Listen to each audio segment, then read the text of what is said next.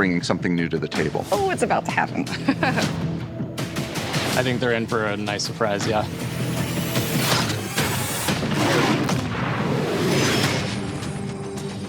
We're excited to finally talk about our brand new game, launching this year, Black Ops 7. This is a story we've been building for years, designed from the start to deepen the Black Ops universe. We're picking up the thread in 2035, a world shaped by the consequences of choices made long before. It's a future forged by fear. We're always looking for new ways to one-up ourselves and push beyond what we've achieved before. And Black Ops 7 gives us the opportunity to take valuable player feedback and infuse it directly into our development to make this the best Black Ops experience. You'll be able to squad up with friends. But I think that's kind of subjective because who you getting the information from? You know, like who's in your ear telling you what to put out there? Because so far, if you've been listening to them, you haven't been listening to the right people. Or play solo in a Just fresh saying. and innovative co-op campaign. Just saying. Jump into a 2035 multiplayer experience loaded with brand new maps. And yes, the next chapter of Zombies, set entirely in the dark ether. First, let's dive into our campaign.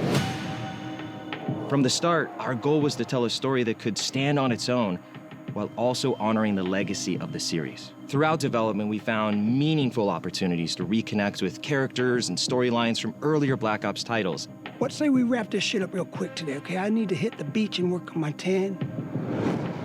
Black Ops 7 takes place about 10 years after the events of Black Ops 2 with Raul Menendez and his Cortes DA movement. It's such a good period of time because how have these characters changed over the last 10 years? We have this sweet spot here to really open up some new relationships between characters.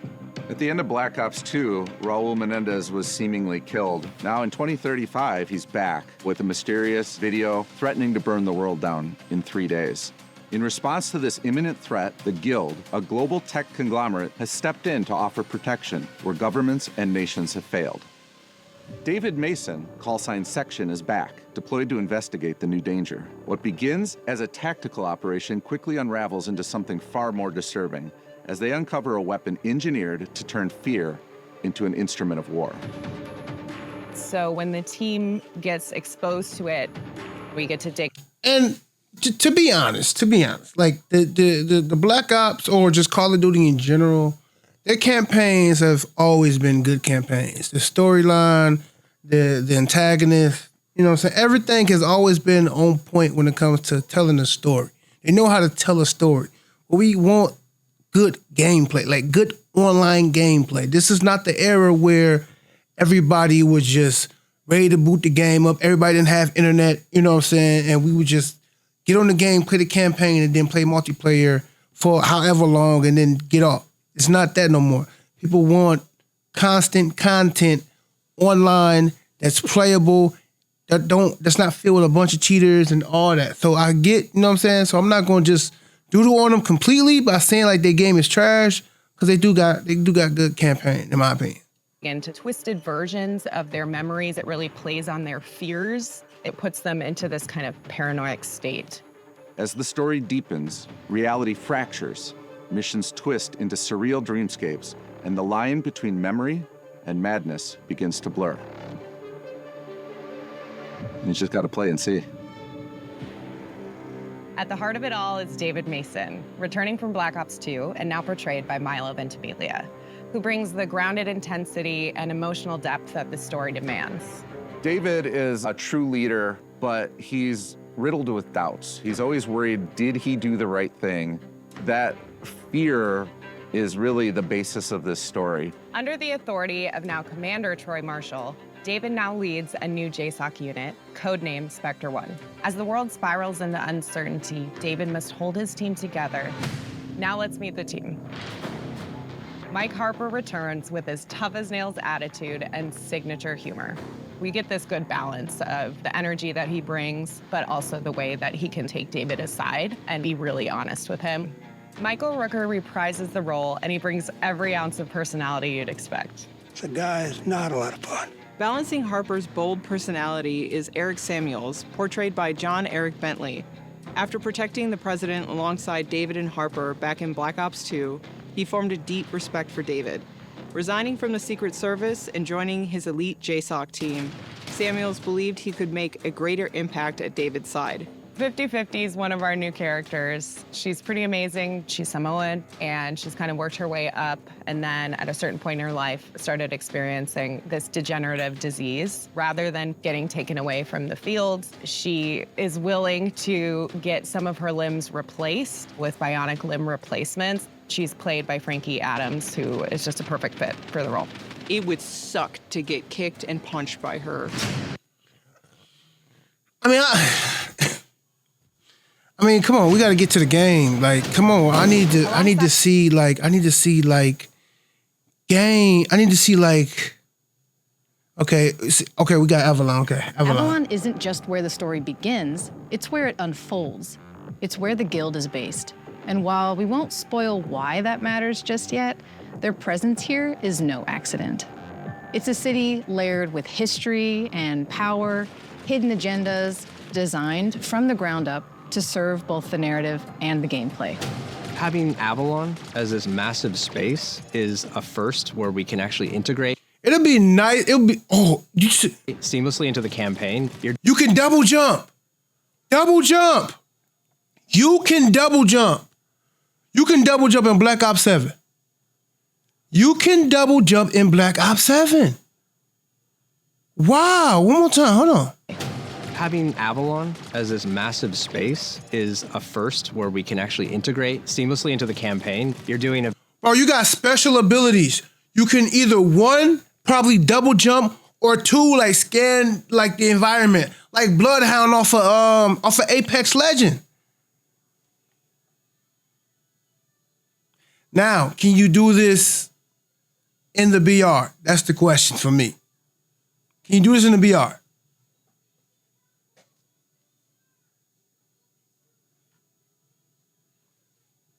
Very specialized mission here, and then you go back to Avalon and you're progressing the story.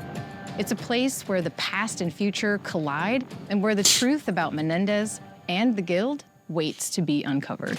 And as part of the co-op campaign, we're unleashing something bold, the endgame. This isn't just a final mission, it's a proving ground, a culmination of everything you've learned through the campaign, then turned on its head. The endgame is a social experience where you and your squad will need to master abilities, survive overwhelming odds, adapt under pressure, and break the rules of what you thought a campaign could be. And you get to do it not just with your friends, but there's another 28 players, so 32 in total. It is truly a living world. With this whole new canvas at our fingertips, we wanted to make sure players could be rewarded in fresh new ways, even if they only play for the story. So for the first time ever, we're proud to announce we're bringing global progression to campaign in Black Ops 7. Earn XP, complete challenges, level up your weapons in the campaign, and bring them into MP, Zombies, or Warzone. Built for solo or... Now that's fire. That is fire.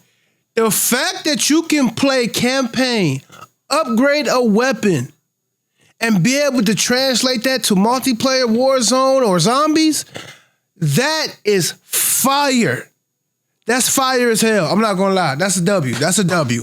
That's a W. That's a W. For me, that's a W. Now, I might be looking for other stuff, but that's a W for me. Not gonna lie. That's a W. That's a W. Because it incentivizes people.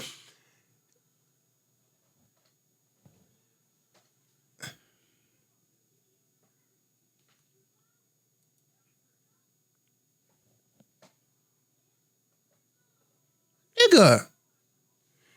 Because it incentivizes people to actually play the entirety of the game. Like, you don't have to like take a chunk out of your time when you could be upgrading weapons and be playing campaign because you like the campaign so much. You ain't got to split the two. You can play both. You can do both. Bro, that's crazy. For co-op play, this campaign pulls you into a threat that demands your attention, twists your expectations, and reminds you exactly why Black Ops stories are so unique. If I take a step back and say what was the vision for multiplayer in Black Ops 7, it really started with that 2035 setting. Moving forward to 2035 lets us push the gameplay, make sure that we're making the most balanced and fun game as possible. I'm really pumped for all the new, exciting tech and improvements that we're bringing to weapons this project. We'll have 30 new weapons available at launch, including 16 that players are seeing for the very first time in Call of Duty. It's always about finding the right balance of something brand new as The fuck is that? into some of our past experiences. So we're always looking at other Black Ops games and What trying the to hell? little nuggets, weapons that people have really loved and maybe haven't seen in a long time, as well as some of those that keep coming back, but they're better than ever. We want to make sure that they're all over the map in terms of the classes that they belong to, as well as some of their gameplay mechanics. With the game taking place 10 years after Black Ops 2, we've unleashed the team's creativity to deliver exciting new perks, attachments, equipment, field upgrades, and of course, a huge selection of score streaks to play with. With our new arsenal of gadgets, we're introducing a system we call overclocks, allowing players to progress and unlock increased capabilities. That's fire! for equipment, field upgrades, and score streaks. The overclock system puts even more agency and power into the hands of our players, allowing more customization of your gameplay experience than ever before. We're also expanding Omni movement to include new ways to outmaneuver and outstyle your opponents. You can jump off the walls. You can jump off the walls. Bro. If it wasn't already crazy with the Omni movement, now you can jump off a wall. So imagine somebody's running sideways, jump off a wall, quick scope somebody, cow. You feel me? Or like say if you're on the top of Rebirth Island, say you're on top of Rebirth, and that satellite right there, you jump off the satellite and quick scope somebody that's in the tent. You bounce off the wall of the satellite, quick scope somebody in the tent, bro. Intense.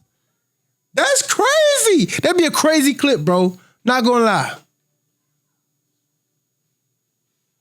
Wall jump for new traversal capabilities. We've also taken a close look at feedback and have made tuning adjustments across the board for a more controlled experience, including the removal of tactical sprint by default, with the ability to opt into that through our perk system. Now let's talk about how we're upping the ante with our multiplayer maps. We're taking multiplayer to bold. What the fuck you just said? Wait. What'd you just say? You gonna take wait. What'd you just say about tactical sprint? Jump for new traversal capabilities. We've also taken a close look at feedback and have made tuning adjustments across the board for a more controlled experience, including the removal of tactical sprint by default, with the ability to opt into that through our perk system. Now Why is y'all touching sprinting, bro? Who said something about that? Who said something about removing tactical sprint by default? Who said that? What? Am I missing something? Who said remove that?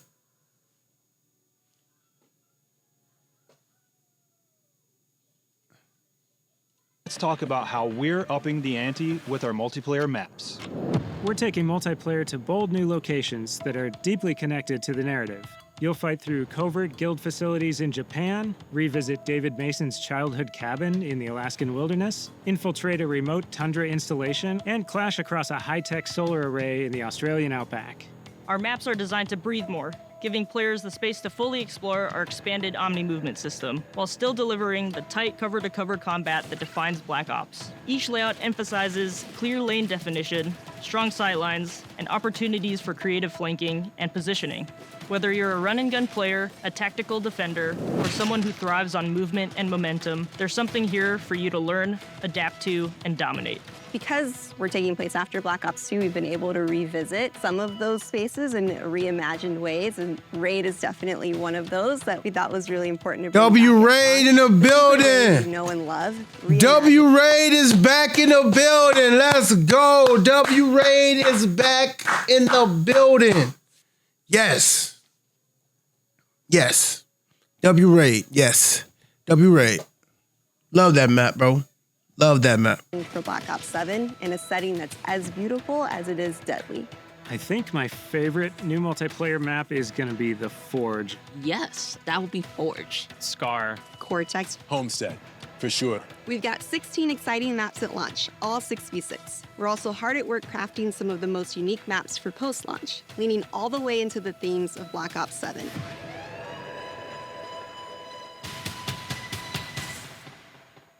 We're also delivering new large-scale maps, paired with an all-new mode to the series. One of our new modes at launch is Skirmish, a large-scale experience where teams battle it out to complete objectives. It is a big 20 versus 20 size map, but adding Wingsuit into multiplayer changes the dynamics of it compared to just like a core 6v6 mode. This allows you to have not only a bigger play space, but also more objectives going on. A squad captures an objective, they could basically wing. This is domination on steroids. Bro, this is crazy because you can do this on Battlefield. Like you can hop into a tank, an airplane, you can parachute in, you can do all those things on Battlefield on their domination. But now they just reintroducing it now into Black Ops, which I think is a W, man. It's a W, bro. I think it's a W. Okay. Suit across the map to capture the next objective. One of my favorite things about Skirmish is that no one match feels the same. This is a multiplayer experience designed to surprise you. Built. The only thing I say about that, can you shoot them out the air? If they spawn protected, can you shoot them out the air? That's my only question about that. Can you shoot them out there? With intention, shaped by experience, and driven by the variety that keeps players coming back. Stay tuned later this year for more details at our full multiplayer reveal at Call of Duty Next. And of course, you'll be able to get hands-on in the open beta. Now, let's dive into all the new ways you'll be rewarded through our global systems. For the first time ever in a Call of Duty, we have a connected campaign. All the great XP, progression, challenge systems you know and love from multiplayer zombies and Warzone will be in co-op campaign. For the first time ever in Call of Duty, you're going to be able to share your weapon builds. You can send a build directly to a friend so they don't have to create it themselves. We're also adding a build code to Gunsmith. So whenever you see a screenshot of another player's build out of the game, you can enter the code to copy the exact same build. That's fire! Building Black Ops 7. That's fire. That's for loadouts, bro. For everybody that want to put a loadout, bro, all you gotta do, you ain't even gotta watch the, bro, but that'd be crazy. That's crazy for content creators because, like, what if we need y'all to watch that 8 to 10 minute second? 8 to 10 minute video of us putting, you know what I'm saying? That whole 30-second video we can add on. First of all, the fuck am I talking about? What if we need y'all to watch that 30 seconds, that extra 30 seconds that we're putting into our video of us making the loadout, right? For us to get paid, for us to get them AdSense. You're knocking it short because all they gotta do is type in the code. That's a W. But dude, it's kind of crazy. I'm not gonna lie. But being able to send your friends the loadout with the code is fire. I like that. I like that. The second stage of Prestige has always been evolving into weapon Prestige. That deep engagement with your favorite guns is going to be recognized and celebrated. Enter Weapon Prestige, unlock that unique Prestige attachment that is different with every gun, complete 2 Weapon Prestiges, and you're going to graduate into Weapon Prestige Master with hundreds of levels to climb through. There are more ways to earn camos than ever in Black Ops 7. And looking ahead to our post-launch seasons, we're excited to bring weekly challenges to Black Ops 7 with unlockable gameplay rewards to earn, challenges for all modes, and multiple completion weapon camos to chase each and every season. We'll have a lot more to talk about on progression and global systems later this year, but for now, let's take a look at how we're leaping forward in time to 2035 with our HUD and UI. It's great because it's not so far in the future that it's sci-fi. It's still kind of grounded in the technology we have today. It's still believable, but it does kind of break free from the constraints. There's a lot of VR and AR headsets that have come on the market in the last few years, and so if you take a look at that and you imagine, okay, 10 years down the line, what's that going to look like?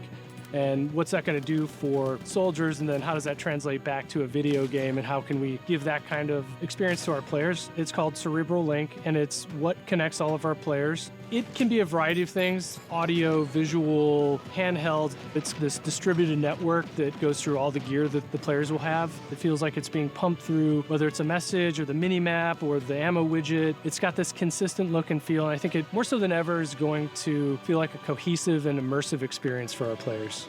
Accessibility is important because it brings in new players, it strengthens our community, it helps us form new connections, form new bonds, new friendships. One of the main things that I focused on was the center dot that you see in first-person games is usually the go-to fix for motion sickness. I started trying to figure out how we can build upon it and find other ways to reduce motion sickness for our players. We'll have more details about this and other new features as we get closer to launch. We get the opportunity to mess with some cool future or high-tech technology that we're putting on full display throughout the entire game.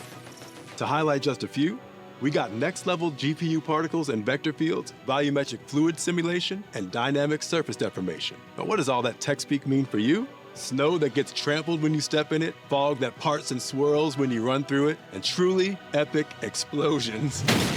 And a bunch of other stuff you'll just have to discover for yourself. We're pulling out all the stops with round-based zombies this year. After the events of Black Ops 6, our crew is now trapped in the dark ether. This is a whole new universe to explore in zombies, where the team's creativity can absolutely run wild. Our crew is essentially in prison here, and they'll need to fight to discover a way to escape this reality. As if that wasn't enough, they've just come face to face with an alternate incarnation of our original crew, Richtofen, Takio, Nikolai, and Dempsey, with no idea who they are or why they're here. We're delivering a truly massive round-based map at launch, packed with new features, as well as the return of survival maps for the first time since Black Ops 2.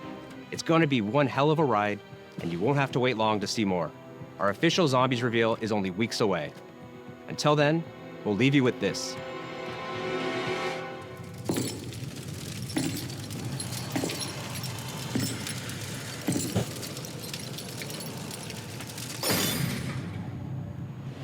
On behalf of all the studio teams working to bring Black Ops 7 to life, thank you for being part of this journey. We have so much more to show you, including new gameplay features, our MP and Zombies reveals, and more coming in the next weeks. In the meantime, mark your calendars for the worldwide multiplayer reveal at Call of Duty Next on September 30th. We'll have live MP and Zombies gameplay with your favorite creators from around the world. And right after Next, you'll be able to play Black Ops 7 at home when our beta starts on all platforms on October 2nd. Thanks for watching, and we'll see you soon. Black Ops 7 arrives worldwide on November 14th.